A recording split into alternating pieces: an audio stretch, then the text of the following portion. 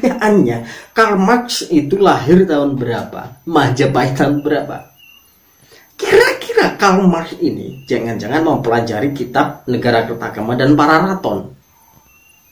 Dosen nyentrik. Bismillahirrahmanirrahim. Assalamualaikum warahmatullahi wabarakatuh. Jumpa lagi dengan saya Ahmad Fatoni di akun Dosen Nyentrik.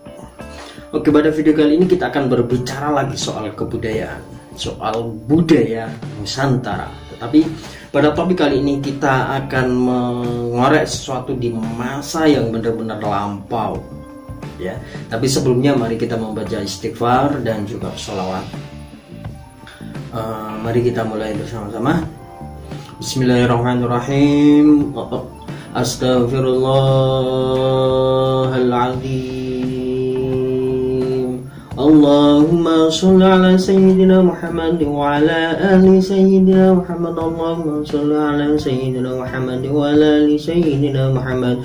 Allahumma sholli ala sayyidina Muhammad wa ala ali sayyidina Muhammad. Oke. Semoga rekan-rekan semua dalam kondisi sehat walafiat sehingga bisa menyimak dengan tenang video ini.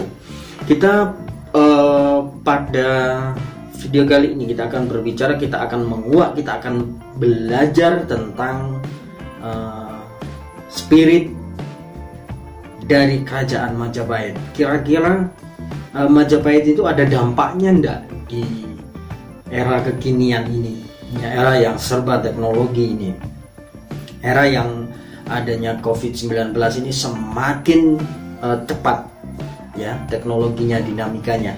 Proses dinamika kebudayaan terkait khususnya di bidang teknologi ini yang semakin cepat akan kita bahas di video selanjutnya ya nanti.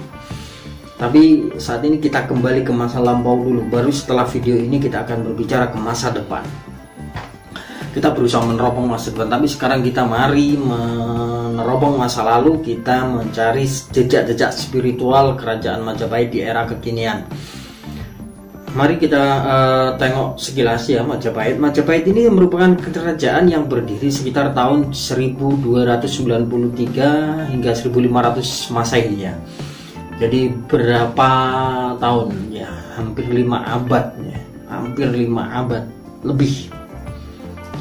Ya kan? Tentunya 5 abad sesuatu yang cukup lama ya.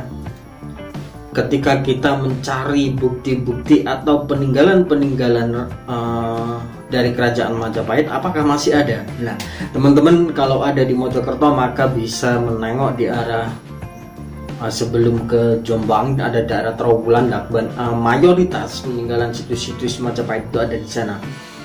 Nah, akan tetapi ada pertanyaan ya yang sering muncul di benak kita ketika kita berbicara tentang Majapahit. Apa itu?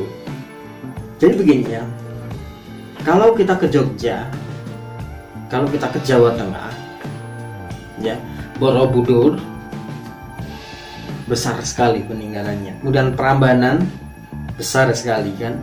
Nah, lantas kerajaan Majapahit yang sepertiga dunia wilayah kekuasaannya, apakah hanya yang ada di Trawulan itu? Nah, ini menjadi perdebatan ya, perdebatan yang terus sampai saat ini, bahkan ahli-ahli terus meneliti tentang kerajaan Majapahit. Nah, salah satu rujukan kalau tertulis kita bisa mencari di Pararaton dan juga Negara Kertagama ya, dua kitab itu atau dua buku itu, kalau kita sebut bahasa ini kan buku ya. Nah, yang lebih boros, kalau kitab itu cenderung ke kitab suci kayak gitu kan.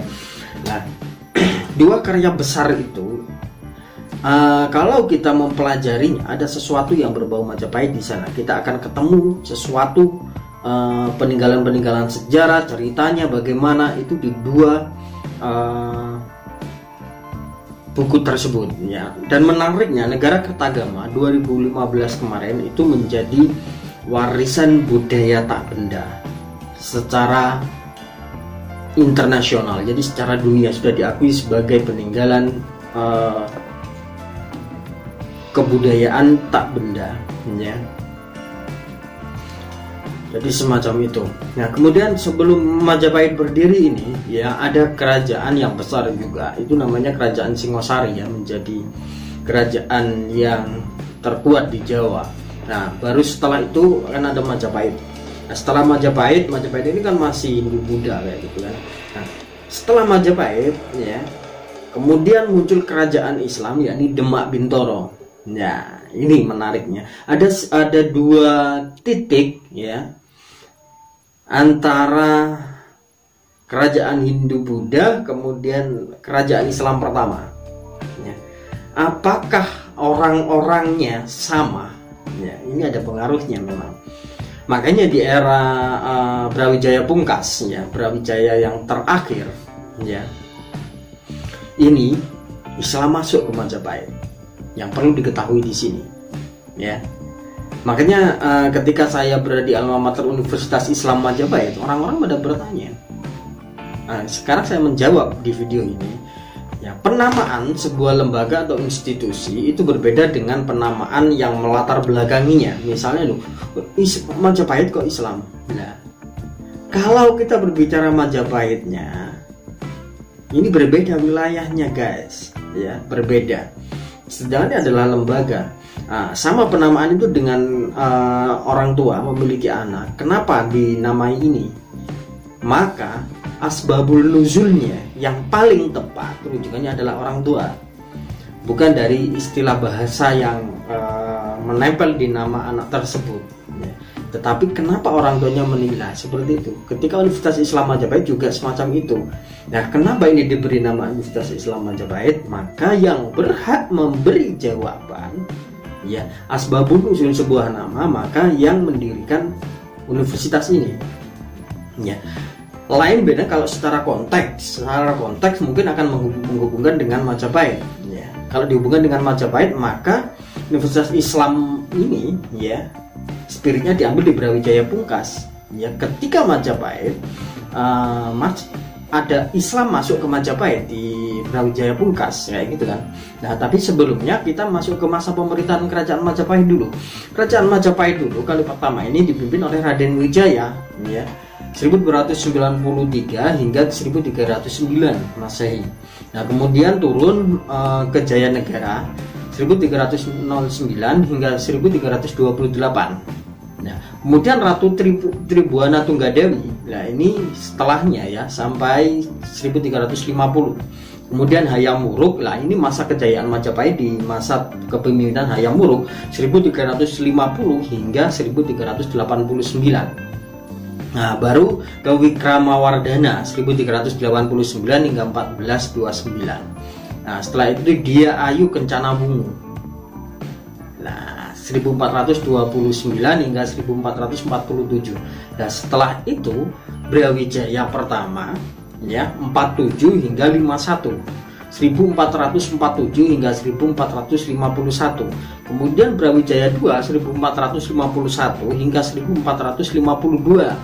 Nah, Brawijaya yang ketiga ini 1453 hingga 68. Nah, Brawijaya yang keempat, yang kelima 1468 hingga 1478. Nah, kemudian Brawijaya Pungkas ini 1478 hingga 1498. Jadi Majapahit Islam, masuknya Islam ke Majapahit tahun era 1478, ya. Pertengahan itu 1998. Kemudian kan ini chaos, Majapahit itu mulai chaos, ya. Kemudian dipimpin oleh terakhir ini Patih Udara 1498 hingga 1518. Nah, jadi semacam itu sejarah singkatnya saja. Nah, sedangkan di video ini kita tidak sedang mempelajari secara khusus soal Majapahit, tidak. Tapi kita mempelajari spiritnya, jejak-jejak spirit kerajaan Majapahit di era masa kini. Apa kira-kira jejak-jejak spirit di era saat ini kira-kira? Nah, lahirnya Indonesia, ya, ini dari lahirnya Indonesia dulu. Ya, lahirnya Indonesia ini tidak lepas dari kejayaan Majapahit. Legitimasi politik kerajaan Majapahit terhadap Indonesia itu tercermin sejak Indonesia terbentuk. Bayangkan. Nah, dari mana itu? Ya, Dari mana? Spiritnya.